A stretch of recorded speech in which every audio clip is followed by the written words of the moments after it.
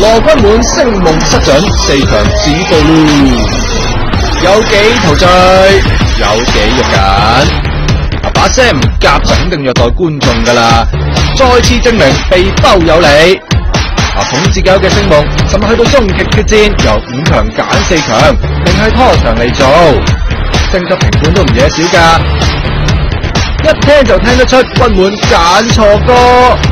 無啟現串佢揀咗咩歌就決定咗你嘅步伐，結果連4強都入唔到。唉，話晒阿滿，即係咪阿 Fred 嘅最大對手？不過人家又做高分王，睇嚟就冇得輸啦。連阿獨師師傅都大叫：你好嘢！早排攞咗香港身份證嘅姚兵都做咗大熱，贏咗阿滿。不過 TVB 對員工咁好，臨尾都俾出局嘅阿滿 solo 唱寂寞的男人，居然比之前唱木雲好聽好多。唔知佢有冇覺得偷得唔齊呢？